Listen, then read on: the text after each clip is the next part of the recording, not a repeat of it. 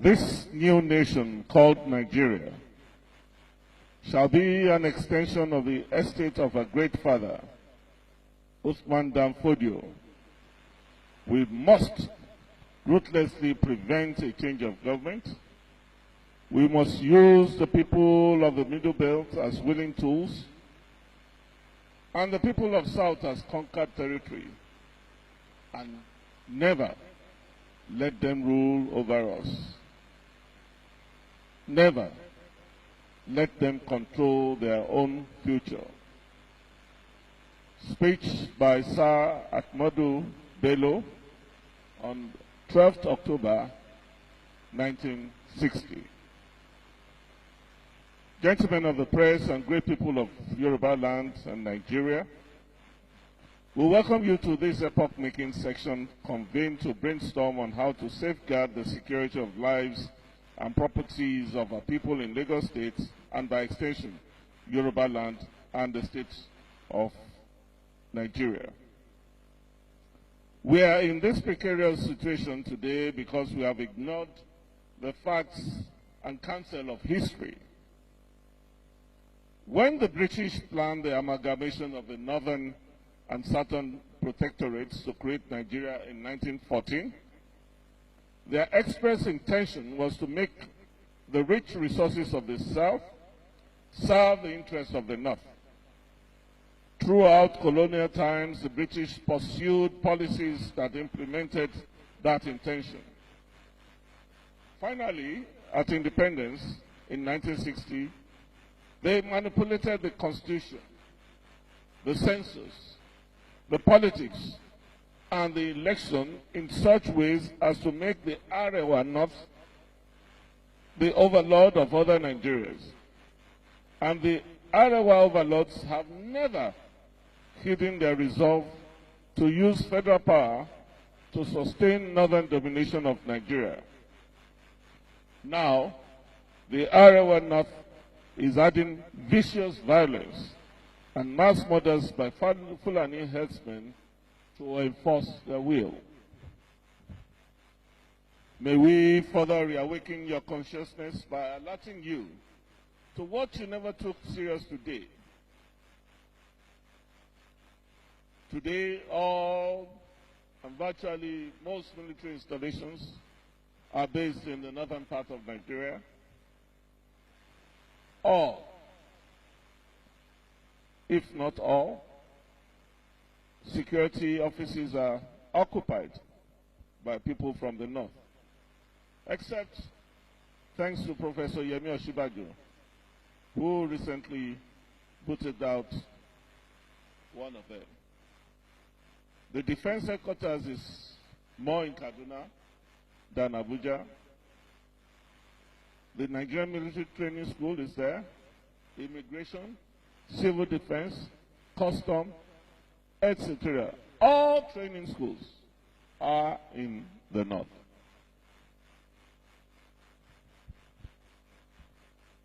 The police training college in Ikeja is now an eyesore.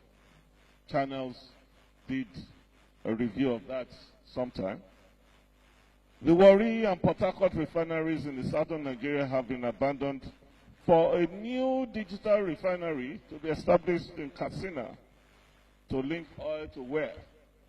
Possibly Niger Republic, while the southern oil-producing states of Ondo, Edo, and Delta are to get cattle colonies.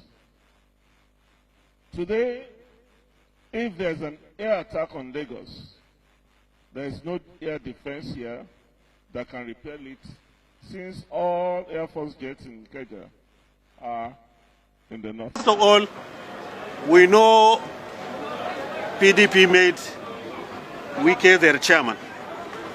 I assure you, we will isolate Wike in an isolation center. Yes. And before he recovers, the election is over. The PDP decided to accommodate our former governor in Edo State, not because they have anything common, not because they share some ideological feelings, but simply because he is managing the treasury of Edo State, and they want him to use that treasury in order to win the election. But I assure you, the people of Edo State are watching. They know that somebody who was assisted in 2016 to win an election, somebody who was given every cooperation to succeed in governance of Edo State without doing much to the people. At the end of it, he has taken the treasury and now handed it over to PDP in order to win election. The people of Edo State will not accept this treachery. The people of Edo State on the 19th September will come out in mercy and vote APC 100%, I assure you.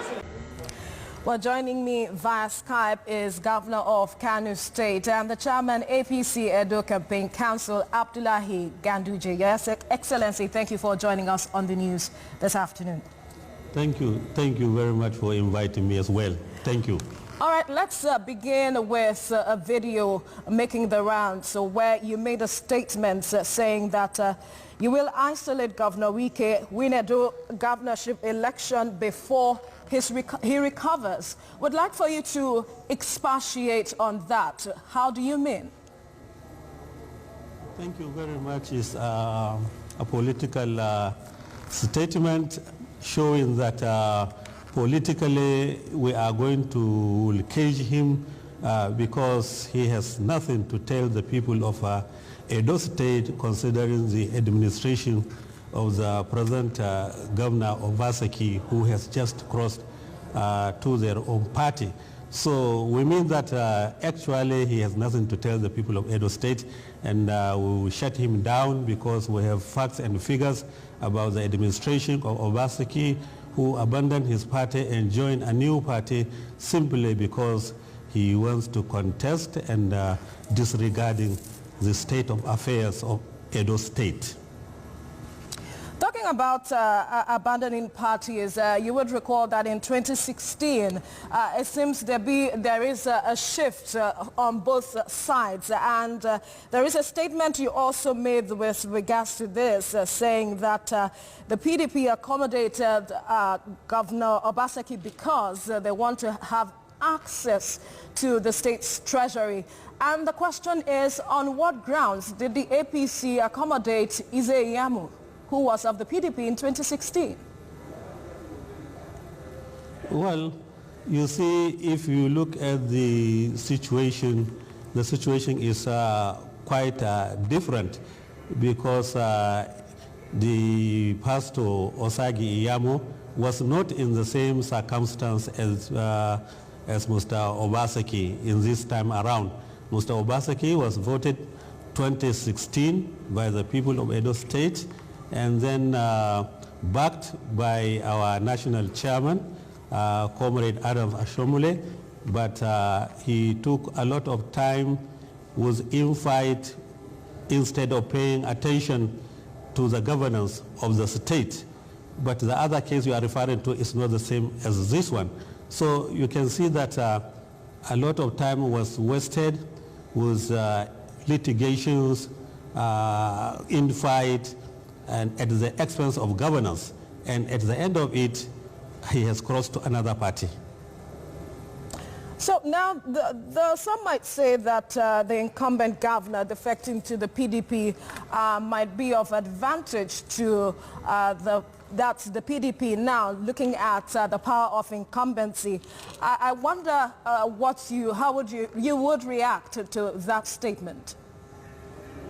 Well, I think that is anticipated because the real issue is that the people of Edo State who have been abandoned in terms of good governance, who have been cheated, they are watching. So it is a miscalculation to say that the incumbency will, provide dividends as far as this election is concerned. If you look at it, the art of governance is to provide, infrastructural facilities, socio-economic development, peace and stability in the state. But if you look at it, all these things are lacking because, not because that there was no enough fund provided from the federal government and the internally generated revenue to some extent, but simply because there was no peace of mind, and the governor himself was always thinking of fighting his perceived opponents. And because of that, he spent a lot of money on litigation, on lawyers, on court processes, and we have learned that he had about 53 cases in the court, and you can imagine how much money has been spent on that. But what is even important, what has he on the ground in order to convince the people of Edo State that he should be voted again? So how do you intend to sell your candidate differently to the people of Edo State since his emergence seems to appear to be on a different platform now? Like I mentioned earlier, he was on the platform of the PDP in 2016 and now he is with the APC. Yes, he was on the platform of PDP during the last gubernatorial election 2016. And he was marginally defeated, and the advantage now, he has come over with most of his followers, most of his admirers, while Obasaki has gone not much with the followers, but only with the members of the cabinet because of the injustice that he has committed, especially if you look at the legislators who won their election, who were voted by their people, but he refused to swear them in so that they can take part in democracy in Edo State themselves, and those who voted them are not happy at all, and they are bound not to vote for him again.